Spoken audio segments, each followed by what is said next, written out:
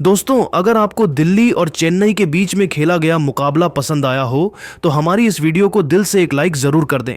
आज के इस वीडियो का लाइक टारगेट सिर्फ 800 लाइक है। चेन्नई के मैदान पर केएल राहुल और अभिषेक पोरेल का आया जबरदस्त तूफान खतरनाक बल्लेबाजी करते हुए दोनों ने मिलकर मचाया ऐसा तूफान जिसे देखकर क्रिकेट जगत में मच गया उथल पुथल। लेकिन बाद में किस गेंदबाज ने चेन्नई की लगाई, नया पार केएल राहुल ने कितने रनों का दिया, योगदान किस बल्लेबाज ने बनाया, सबसे तेज अर्धशतक चेन्नई और दिल्ली के सांसें रोक देने वाले जबरदस्त मुकाबले की पूरी हाईलाइट हम आपको दिखाने वाले हैं। लेकिन उससे पहले आपको क्या लगता है कि एल राहुल और ऋषभ पंत में से कौन है महान खिलाड़ी? आप खुद नीचे कमेंट करके जरूर बताइए। दोस्तों, चेन्नई के एम चिदंबरम स्टेडियम पर आईपीएल 2025 का रोंगटे खड़ा कर देने वाला मुकाबला देखने को मिला। इस मुकाबले में आर्थुराज गायकवाड़ की कप्तानी वाली चेन्नई के सामने दिल्ली कैपिटल्स की टीम थी। दिल्ली की कप्तानी इस साल अक्षर पटेल कर रहे हैं। सिक्का उछाला गया। टॉस जीतकर दिल्ली के कप्तान अक्षर पटेल ने पहले बल्लेबाजी करने का फैसला किया। वही इस मुकाबले में चेन्नई सुपर किंग्स तो पहले गेंदबाजी करने का मौका मिला। दिल्ली की तरफ से पारी की शुरुआत करने के लिए उनके दो विस्फोटक बल्लेबाज फ्रेजर और केएल राहुल बल्लेबाजी करने के लिए मैदान पर उतरे। दोनों बल्लेबाजों के कंधे पर अपनी टीम को अच्छी शुरुआत दिलाने की जिम्मेदारी थी। नहीं, चेन्नई की तरफ से पहले ओवर में गेंदबाजी करने के लिए आए युवा गेंदबाज खलील अहमद शानदार गेंदबाजी का नजारा पेश कर रहे थे। दोनों बल्लेबाजों को खलील अहमद की गेंद बिल्कुल भी समझ में नहीं आ रही थी। एक एक रन बनाना मुश्किल हो रहा था। खलील अहमद खतरनाक गेंदबाजी करते हुए दोनों बल्लेबाजों को चकमा दे रहे थे। ओवर के 5वीं गेंद पर खलील ने जबरदस्त गेंदबाजी करते हुए फ्रेजर को रविचंद्रन अश्विन के हाथों कैच आउट कराकर दिल्ली कैपिटल्स को तगड़ा झटका दे दिया और अपनी टीम को पहली सफलता दिलाई। फ्रेजर के आउट होने के बाद केएल राहुल का साथ देने के लिए अभिषेक पोरेल केएल राहुल का साथ देने के लिए मैदान पर उतरे। खलील अहमद ने पहले ओवर में बल्लेबाजों को बांधकर रखा और सिर्फ एक रन खर्च करते हुए दिल्ली का एक विकेट भी झटका। पहले ओवर की समाप्ति के बाद दिल्ली का स्कोर एक विकेट के नुकसान पर सिर्फ एक रन ही बन पाया। चेन्नई की तरफ से दूसरे ओवर में गेंदबाजी करने के लिए आए मुकेश चौधरी। इस ओवर में अभिषेक पोरेल ने मुकेश चौधरी की जमकर कुटाई कर दी। ओवर की दूसरी गेंद पर अभिषेक ने धोखा लगाकर मुकेश का स्वागत किया। इसके बाद तीसरी गेंद को उन्होंने चौके में तब्दील कर दिया। ओवर की चौथी और 5वीं गेंद पर भी जबरदस्त चौका लगाते हुए अभिषेक ने इस ओवर से 19 रन जोड़ा और दिल्ली कैपिटल्स के स्कोर को तेजी से आगे बढ़ाया। अभिषेक ने मुकेश के इस ओवर में 3 जबरदस्त चौके और एक गगनचुंबी छक्का लगाते हुए मुकेश की धज्जियां उड़ाकर रख दिया। 2 बार की समाप्ति के बाद दिल्ली का स्कोर एक विकेट के नुकसान पर 20 रनों तक पहुंच गया। तीसरे ओवर में चेन्नई की तरफ से फिर से खलील अहमद गेंदबाजी करने के लिए आए और इस बार भी उन्होंने जबरदस्त गेंदबाजी करते हुए बल्लेबाजों को बांध कर रखा। केएल राहुल और अभिषेक मिलकर खलील अहमद के इस ओवर से सिर्फ 4 रन ही जोड़ सके। 3 ओवर की समाप्ति के बाद दिल्ली का स्कोर 24 रनों तक पहुंच गया। चौथे ओवर में आर्थुराज गायकवाड़ ने एक बार फिर से मुकेश चौधरी पर विश्वास जताया और उनको गेंदबाजी करने के लिए भेजा। ओवर की दूसरी गेंद पर केएल राहुल ने शानदार चौका लगाते हुए दिल्ली कैपिटल्स के स्कोर को रॉकेट के रफ्तार से आगे बढ़ाया। लेकिन इसके बाद मुकेश चौधरी ने शानदार गेंदबाजी करते हुए दोनों बल्लेबाजों को परेशान कर दिया। मुकेश चौधरी ने अपने इस ओवर से 8 रन खर्च किया।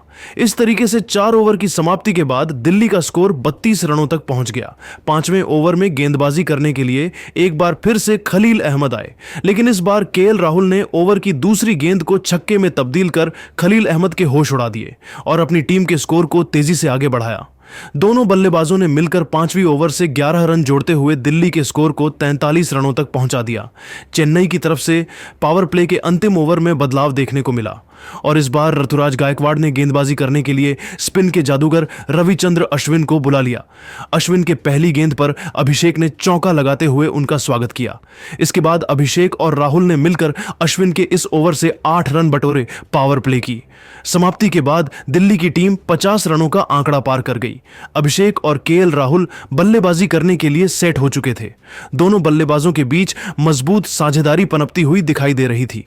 चेन्नई की टीम लगातार विकेट की तलाश थी। चेन्नई के कप्तान ऋतुराज गायकवाड़ काफी परेशान दिखाई दे रहे थे।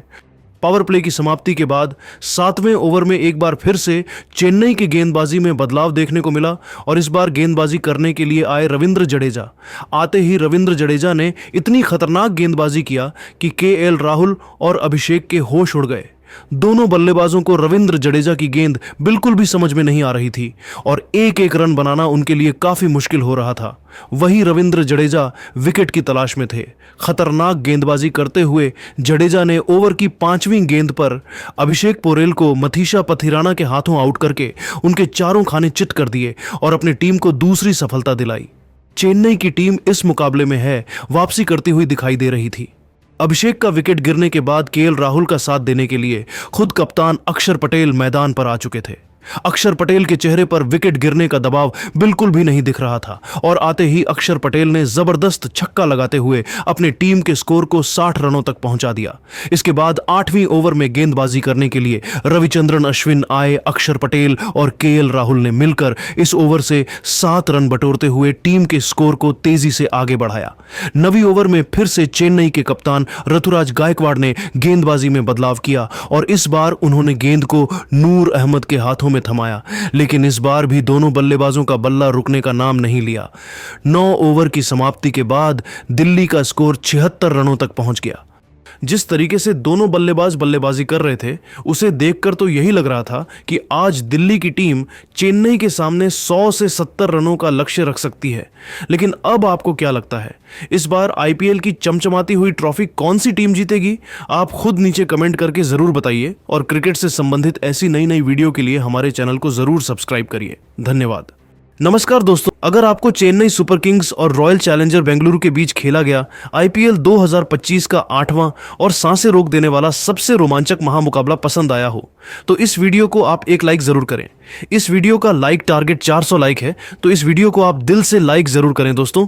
विराट कोहली और रजत पाटीदार के तूफान के बाद बेंगलुरु के गेंदबाजों ने चेन्नई सुपर किंग्स के बल्लेबाजी को घुटने टेकने पर उनके ही घर में मजबूर कर दिया, लेकिन रचिन रविंद्र और शिवम दुबे अंतिम ओवर तक मुकाबले में लड़ते रहे। रचिन रविंद्र के इस शानदार बल्लेबाजी को देखकर पूरे क्रिकेट जगत की आंखें फटी की फटी रह गईं। तो आखिर इस अंतिम ओवर के मैच में किस टीम ने मारी बाजी? दोस्तों, आईपीएल 2025 के 8वें और सबसे रोमांचक मुकाबले में आईपीएल इतिहास की 2 सबसे बड़ी टीमें एक दूसरे के सामने थी। इस बार ऋतुराज गायकवाड़ के कप्तानी वाली चेन्नई सुपर किंग्स के सामने बेंगलुरु की टीम थी। इस रोंगटे खड़े कर देने वाले मुकाबले में चेन्नई सुपर किंग्स के कप्तान ऋतुराज गायकवाड़ ने टॉस जीता और पहले गेंदबाजी का फैसला लिया और बेंगलुरु की टीम को पहले बल्लेबाजी करने के लिए आमंत्रित किया। उसके बाद रनों की बारिश करने के इरादे से बेंगलुरु के 2 दिग्गज ओपनर बल्लेबाज फ्लिप साल्ट और विराट कोहली मैदान पर उतरे। दोनों खिलाड़ियों को इस महामुकाबले में अपनी टीम को एक विस्फोटक ओपनिंग शुरुआत दिलाने की बहुत ही बड़ी जिम्मेदारी थी और बेंगलुरु की इस ओपनिंग जोड़ी ने आते ही चेन्नई के गेंदबाजों पर बड़े शॉट खेलना शुरू कर दिया था, खास करके फ्लिप साल्ट। इस मुकाबले में गजब की बल्लेबाजी कर रहे थे चेन्नई सुपर किंग्स की तरफ से। पहले ओवर में गेंदबाजी करने के लिए खलील अहमद आए, जिनके इस ओवर में साल्ट ने 2 शानदार चौका लगाते हुए पहले ओवर से 9 रन बटोरा। वहीं चेन्नई की तरफ से दूसरे ओवर में गेंदबाजी करने के लिए रविचंद्रन अश्विन आए। दूसरे ओवर की पहले ही गेंद पर साल्ट ने सनसनाता हुआ छक्का लगाकर अश्विन को घुटने टेकने के लिए मजबूर कर दिया।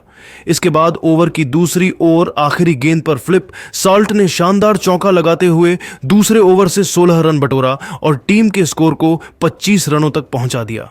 तीसरे ओवर में खलील अहमद ने शानदार गेंदबाजी करते हुए सिर्फ 7 रन खर्च किया। वहीं चौथे ओवर में चेन्नई की तरफ से गेंदबाजी में बदलाव देखने को मिला और चौथे ऊपर में गेंदबाजी करने के लिए आए। सेम कुर्रन ने सिर्फ 5 रन ही खर्च किया। साल्ट इस मुकाबले में अलग ही अंदाज में दिख रहे थे और चौकों और छक्कों की बारिश कर रहे थे। तभी 5वीं ओवर में गेंदबाजी करने के लिए आए नूर अहमद ने ओवर की आखिरी गेंद पर फ्लिप साल्ट को महेंद्र सिंह धोनी के हाथों स्टंपिंग कराकर बेंगलुरु की टीम को पहला झटका दिया। साल्ट अपने इस पारी के दौरान 16 गेंदों पर 5 चौकों और 1 छक्के की सहायता से 32 रनों की पारी खेलकर वापस लौट गए। फ्लिप साल्ट के आउट होने के बाद विराट कोहली का साथ देने के लिए देवदत्त पडिक्कल मैदान पर उतरे। वहीं 6वें ओवर में गेंदबाजी करने के लिए एक बार फिर से सेम कुर्रन आए। इस ओवर की 5वीं गेंद पर देवदत्त पडिक्कल ने खतरनाक छक्का लगाते हुए 6 ओवर में टीम के स्कोर को 56 रनों तक पहुंचा दिया। देवदत्त बल्लेबाजी करने के लिए सेट हो चुके थे, 7वें ओवर में गेंदबाजी करने के लिए। चेन्नई की तरफ से रविंद्र जडेजा आए। इस ओवर में देवदत्त पडिक्कल ने तो अपना असली रूप दिखा दिया। ओवर की दूसरी ही गेंद पर देवदत्त पडिक्कल ने शानदार चौका लगा दिया। ओवर की चौथी गेंद पर भी देवदत्त पडिक्कल ने जबरदस्त चौक जड़ा। वहीं ओवर की 5वीं गेंद पर शानदार छक्का लगाते हुए टीम के स्कोर को तेजी से आगे बढ़ाया। 7 ओवर के समाप्ति के बाद बेंगलुरु का स्कोर एक विकेट के नुकसान पर 71 रनों तक पहुंच चुका था। तभी 8वीं ओवर में गेंदबाजी करने के लिए कप्तान ऋतुराज गायकवाड़ ने रविचंद्रन अश्विन को भेजा। रविचंद्रन अश्विन ने इस बार तो अपने स्पिन का जादू दिखा दिया और ओवर की 5वीं गेंद पर देवदत्त पडिक्कल को कप्तान ऋतुराज गायकवाड़ के हाथों कैच आउट कराकर उनको पवेलियन भेज दिया। इस तरीके से बेंगलुरु